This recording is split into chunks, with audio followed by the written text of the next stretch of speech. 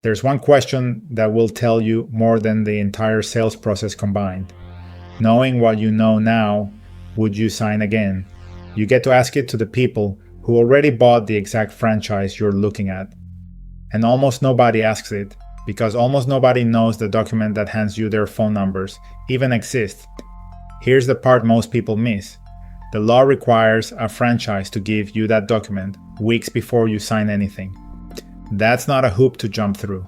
That's protection, handed to you for free, and almost nobody uses it. I owned 3 franchises in 3 industries and signed for all 3. So let me read you that document backwards, starting from the answer, and show you why every other page is just there to set this one question up. That question only works if you know who to ask. And that's the page everyone skips. It's called Item 20. It's a list of the owners in the system, the ones who are still in it, and the ones who left. And the brand has to give it to you, names and numbers, because the rules say they have to. That alone should tell you something. This whole process is built so you can check their homework. Here's how I'd actually use it. In any franchise, some owners are thriving and some are struggling, some are happy, some aren't. That's true of every brand on earth. So don't get spooked the first time you hear something hard. The real job is to find out why. So you call the happy, successful owners and you ask them what they do. How closely do they follow the system? How many hours? What did year 1 actually look like? And then you call the ones who struggled or the ones who walked away and you ask the same thing. Why did it not work? Were they following the system or were they fighting it the whole way? Because that's the pattern you're really hunting for. Most of the time, the people who win are the ones who run the playbook, and the people who fall short are the ones who decided they knew better. So once you hear it, you turn the question on yourself. Honestly, are you the kind of person who's going to follow a proven system and push it past what they expected? Or are you the one who's going to fight it and become the exception nobody wants to be? And there's a signal sitting right on that page before you even call. If you see a pile of closures, owners handing back the keys, the company buying stores back, slow down and ask why. Sometimes it's the system, sometimes it's who they sold to. Your job is to find out which, not to assume the worst. That's the back of the document. Now let me rewind, because 3 earlier sections are what make those calls worth making. Rewind 1 to the part where a brand is allowed to talk about money. Item 19. You want this before you make those calls, because someone is probably going to mention a number and you need to know how to read it. Here's the rule, and it's a good one for you. A franchise doesn't have to publish any earnings figures at all. But if they make a money claim anywhere, on a call, in a deck, across a desk, the law says it has to be written in this exact section. So item 19 isn't a sales tool, it's a verification tool, and it's pointed in your favor, so use it that way. If someone tells you what you'll make, just ask, can you show me where that's written in item 19? If it's in there, good, now you have something real. If it isn't, that's a red flag about how they operate, because the one rule built to protect you just got skipped. And if there is a number, sanity check it. How many stores is it based on?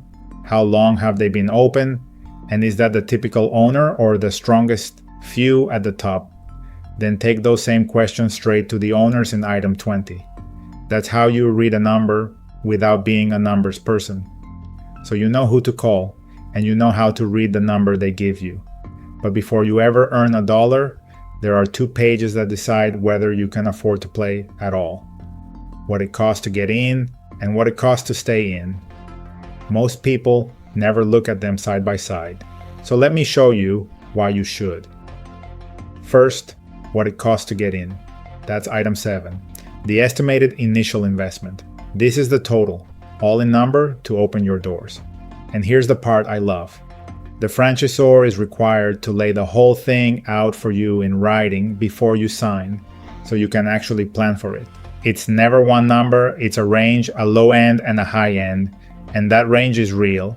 The low end might be a smaller space in a cheaper market with simpler finishes, and the high end is prime real estate, a bigger build out, the works. Where you land depends on your market and your spot. What's inside that number is meant to be comprehensive. Is the initial franchise fee, the build out and the finishes, the equipment, your signs, the opening inventory, and the line everyone skims, working capital. That's the cash you need to run the business and to live on before it earns enough to carry you.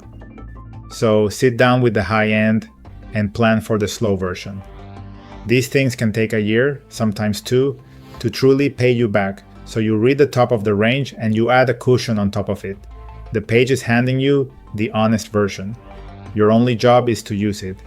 Get this right and you've bought yourself runway. Time to learn the system. Time to let it work. Now flip back one page to item 6. If item 7 is what it costs to get in, item 6 is what it costs to stay in, every single month you're in the system.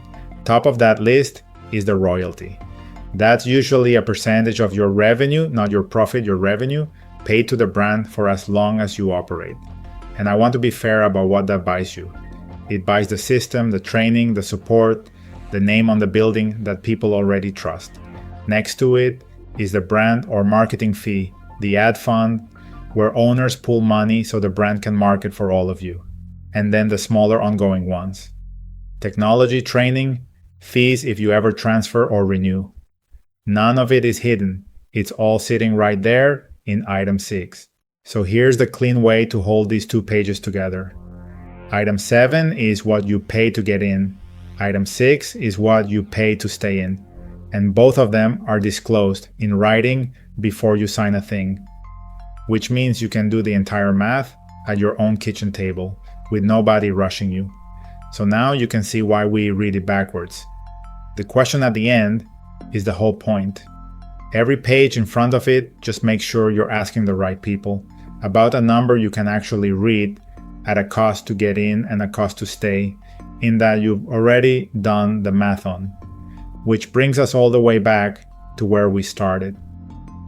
You take that list of owners, the people who already made the exact decision you're weighing, and you ask them the one thing that cuts through all of it. Knowing what you know now, would you sign again? Listen to the answer. Listen even harder to the pause before it, and remember to ask the next question right behind it. Why? Why would you or why wouldn't you? Because that's the whole document, distilled into one honest conversation with someone who's already lived your decision. Read backwards. The FDD is really just a long way of earning the right to ask that question well. And here's what I want you to take from all of it.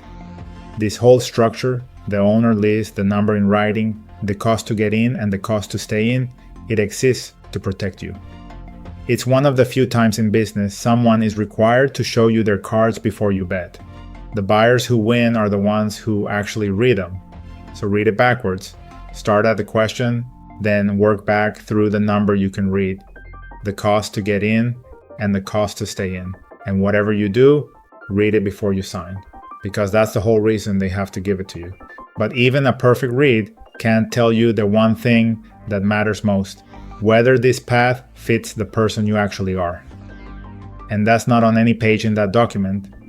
It's about how you're wired to run a business. So before I ever talk brands with anyone, I send them to a free assessment.